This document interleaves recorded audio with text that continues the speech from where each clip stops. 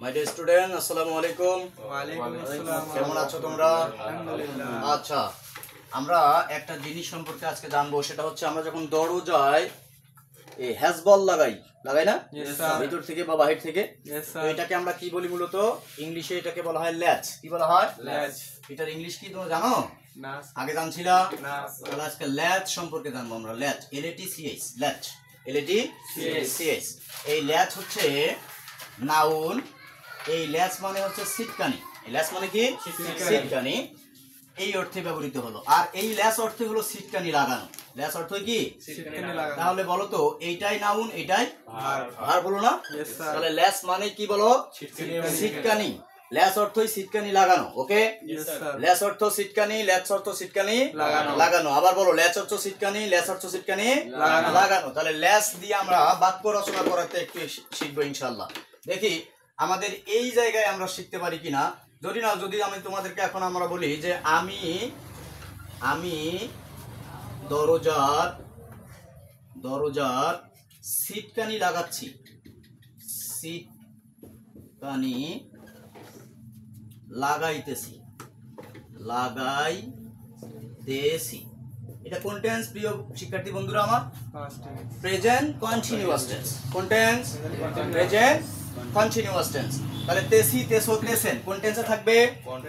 বর্তমান চলমান কোন ঘটনা যদি বোঝায় সেটাই প্রেজেন্ট কন্টিনিউয়াস টেন্স, তাই না? তাহলে প্রেজেন্ট কন্টিনিউয়াস টেন্স। তাহলে প্রেজেন্ট কন্টিনিউয়াস টেন্স অনুযায়ী আমরা এটাকে কি বলতে পারি বলো তো? আই অ্যাম, তাই না?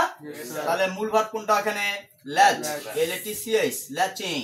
I am latching the door. বলেন, I am latching the door. I am Latching the door. বলেন, I am Latching the door. আপনারা পুরোটাই বলেন। I am latching the door.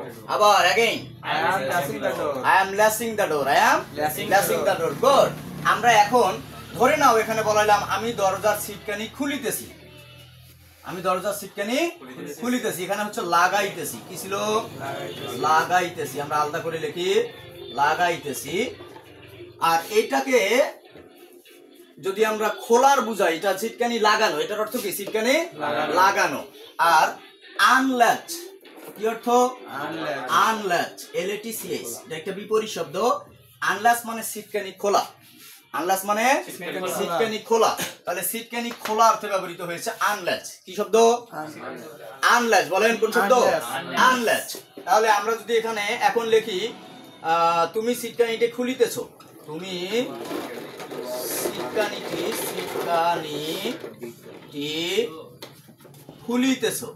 খুলিতেছো। আচ্ছা, তাহলে কি হবে প্রিয় স্টুডেন্টস? তাহলে কি হবে? You are you are unlatching. Unlatching. কি হবে? Unlatching. Good. You are unlatching the door.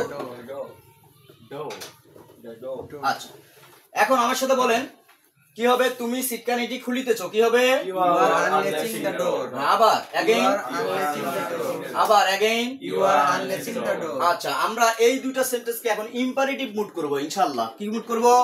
Imperative mood করব। ইম্পারেটিভ মুডে কি বসে? মূল ভার্ব আগে বসে। কি বসে? মূল ভার্ব দিয়ে সেন্টেন্স শুরু করতে হয়। তাহলে এখানে ল্যাচ মূল ভার্ব না? তাহলে আমি যদি তোমাদেরকে বলি দরজাটি লাগাও, কি বলি? দরজাটি লাগাও। আচ্ছা, দরজাটি লাগাও। লাগাও। তাহলে কি হবে? Latch the door. Good, nice. এরপরে যদি বলি দরজাটি খোলো, মানে সিটকানিটি খোলো, তখন কি হবে? Unlatch the door. হ্যাঁ, যদি বলি সিটকানিটি লাগাও, Latch the door. যদি বলি সিটকানিটি লাগাও, Latch the door. হ্যাঁ তাহলে হবে যদি বলি সিটকানিটি লাগাও। সিটকানিটি লাগাও। তাহলে হবে ল্যাচ দ্য ডোর। কি হবে? Latch the door. Latch the door. যদি বলি সিটকানিটি খোলো, Unlatch the door. হ্যাঁ যদি বলি সিটকানিটা খোলো, সিটকানিটা খোলো, তাহলে হবে কি বলো? Unlatch the door. Unlatch the door. তাহলে যে স্টুডেন্ট আজকে আমরা নতুন কিছু শিখলাম। নতুনটা কি? ল্যাচ। আর এর বিপরীত শব্দ কি? ল্যাচ অর্থ কি? খোলা এবং লাগা। না, ল্যাচ অর্থ কি? সিটকানি লাগানো। ল্যাচ অর্থ কি? মূলত এই ল্যাচ অর্থই সিটকানি। ল্যাচ অর্থ কি? ল্যাচ কোন পার্টস অফ স্পিচ? এখানে কি আছে? হ্যাঁ হ্যাঁ, এখানে আছে নাউন আর কি ভার্ব। তাহলে ল্যাচ সিটকানি, ল্যাচ অর্থই সিটকানি লাগানো।